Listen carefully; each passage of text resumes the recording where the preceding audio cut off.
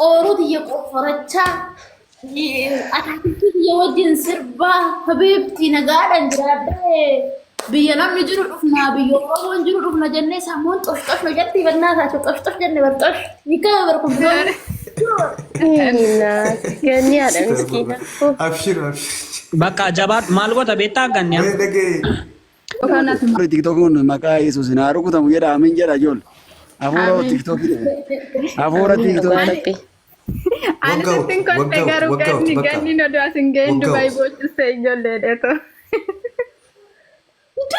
حبيبي نوقاشن دامي جوربان دل حمتاني أتا أورود يقفرتها أتحكي يودين سربا حبيبتي نقالا جرابي بينا نجرو رفنا بيو روان جرو رفنا جنة سامون طش نجتي بالناس طش جنة برطش يكبركم دول Nah, ganni ada miskina. Abshir. Bakka jabaat maal goota beektaa ganni amma. Dhagee. Namoonni si bira dhaabbachuu Ganni nuti barbaadan akkamti si argan? isaanii Arra si barbaanna. Ganni ani bilbila bireedha sagalee qabe gammeedha sagalee qabe nama na deebisuu dhabame. Falmattuu barreessee karaa miseejii anas keessa jira. Guyyaa ati dhuftee calqabdee ganniin argaa maaloo ganniin argaa nama na deebisuu dhabe dhugaa rabbii.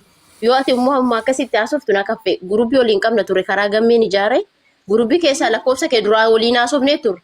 Garuu oona sagalee ergee hin jiru gurbichi intina sagalee naa hojjechuu dide waasaappiin kee ara wasiin barbaade yoo ta'e ani dhugaa gooftaa.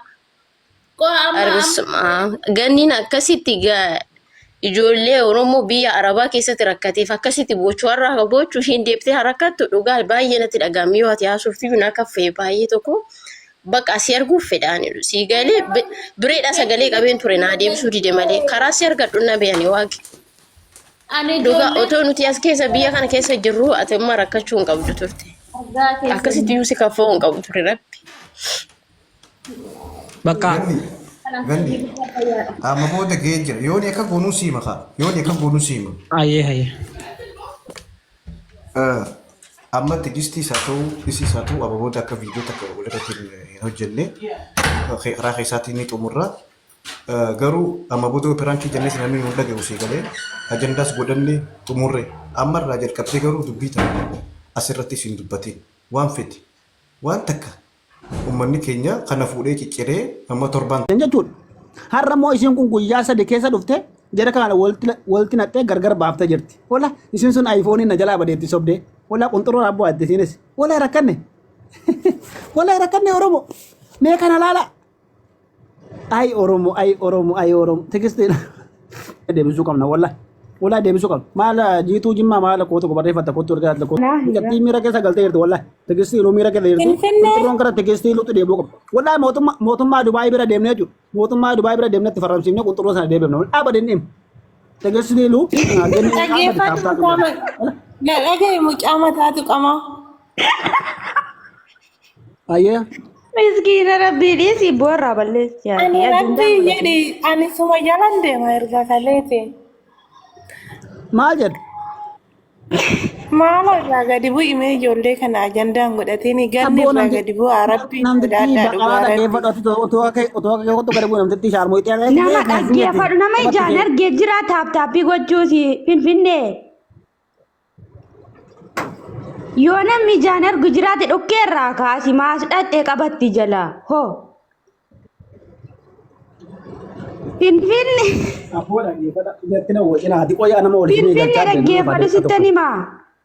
Yoo nama ijaan argu dhugaa ijaan argu ta'e haa ta'u isa kanallee suuraa wajjiniin kaa'ani. Jaruma tol kaafatu. Oromoo irraa kanfalaa fi yoo silkiin bade ta'e. Kanaan ajandaan godhatinaa boorraa buuse. Goddinyummaa jaraa caalashee haa beekti. Yoo dhugaa ta'e yoo dhuguma taaptaappii ta'e irraan bu'in yoo taaptaappii ta'uu baate irraa buuse. Hoo maal jechuudha? Zaba nyaatee jira gizeessan. Namni ijaan arge jira.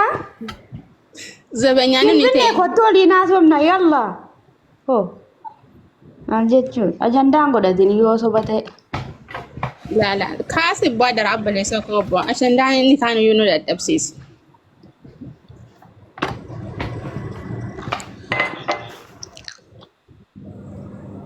Salaam alaikum. Maaleykum salaam wa Maal jala rahmatullahi. jirtani maal jala jirtani. Maal irraa kaasanii ajandaa irra maambuun gadi obboleessa kiyyaa akkasiin itti himatte nagartuu rabbii jedhee liqimsichee bira dhufaa jira. Abboo kana jalaa godhatanii Laatee garaa laaftaa sirraa gadi duuchee obboleessa kee irraa gadi bu'iin si jala jirraa kana laal kana yoo hojjenne maal dalai darabbayyee. Akkanatti ammachuus hin balleessite. Kottaa narraa gadi baa uummata bukkoota kottaa gadi fadhaa himaata gadi bu'ii taaftaa godhe. Ol beekee bak jira kee taa'e baaqaa jira kee gadi bu'ii taaftaa godhe. Gimaataa mochi. Tokko keetiin sobdu kee jibdoota dhaggeeffadhu. Qunxurroon tegestii sagalee taa'aa jira. Gimaataa mu tokkoon kee waatii takkee taa'e. Wala akkee bak ni nuti ol seente. Bak si godha wala. Tegestii iluu aayifoonii kiyyatu badee jettee sababii sanaaf akka uummanni baru jettee akkas godhaa jirti. Qunxurroon immoo miliqee gara tegennii godhee jira. Kanaafi sagalee gara tegestii iluutti taanee qunxurroo deebisuu qabna. Wala deebisuu qabna. Oromoo kun walii beekamuu qabna. Deebisuu qabna. Haqqi bulaa deebisuu qabna. Wala deebisuu qabna. Wala deebisuu akkasila. Ati dhaqee immoo mugiitii qabadhu jala jedhi kota. Oromiyaa mugiitii qabadhu jala jedhi kota immoo kaasi immoo kaasi. Tota birrii biyya nyaachistan akkas taatan jetti mini ofii seetiitu guyyaa lama buliin kan jalqabde.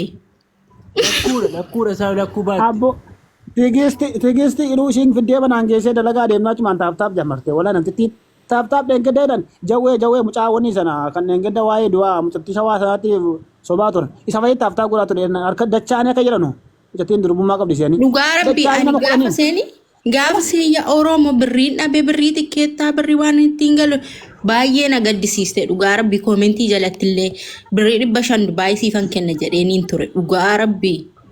Abbo dhaggeeffadhu isiin birrii leencaa sanii kophee sanaaf surree sanaan bitattee walla kophee sanaaf surree sanaan bitattee dhufte jechuun nama dhaggeeffadha.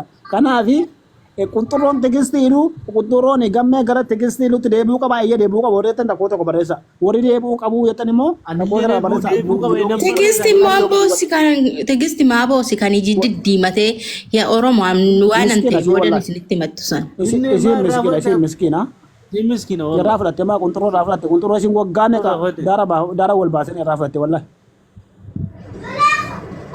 Abdoon addaa welkaam. Amma kanaafi dhaggeeffadha wallahi rukunnee ajjeesuu qabna qunxurroo mucattii deebuu qaba eeyya deebuu qaba dhibbatti wallahi deebisuu qabna. Salaamu alaikum warahmatullahi wabarakatuh. Yaada kennan nan hundumtuu yaada kennan nagaame xiqqoo dhuma. Ayyee welkaam abdoo. Teefuu abdii. Jalqaba irratti salaamu alaikum warahmatullahi wabarakatuh. Warreen kiristaanaa akkam nagaa fayyaa keessanii waga jiraatan isaatti ergeessan isiniin jecha. Waalaikum assalam warahmatullahi wabarakatuh. Waan kana wal qabatee waa'ee ijoollee kanaatii wal qabatee waan baay'ee na dhibe keessa tokkoffaa rakkoo guddaa kan qabu kiyyaa kana. Kiyyaa kana dhugaa rabbii dhiirri bakka dhiiraatti argamti. Dhiirri bakka goonni argamutti argamti. Dhiirri bakka isaan malu irratti argama. Inni immoo hudduu kennoota jalatti argama kiyyaan nu yeroo mara jechuudha. Kanuma wal qabatee gurbaan inni kun ijoollee shamara fofokkataa kana walitti qabee booda isa kana yaa baa'ula iftaan isa kana yaa baa'ula irraa booda isa kana yaa baa'ula akkanatti ijoollee walitti naqee ijoollee wal ficciisu jira jechuudha. Abdi dhaggeeffadhu maarsiin jedhu beektaan immoo bangaariin nutti afumaadhaa jira warra babbareedoo inni immoo warra fofokkisoo gargaanu maal goota. Yaada amma fakkeenyaaf ijoolleen rakkoon qabu amma fakkeenyaaf kiyyaa inni kun deemee ijoollee kana isa kana haadha kana salaa oolaa rakkoo guddaa fide jechuudha. Ijoolleen booda wal fixaa jirti jechuudha. Dhiirri bakka dhiiraa oola goonni bakka gootaa oola. Inni kun hudduu kennootaa jala oola. Tokkorra dhaabbatu.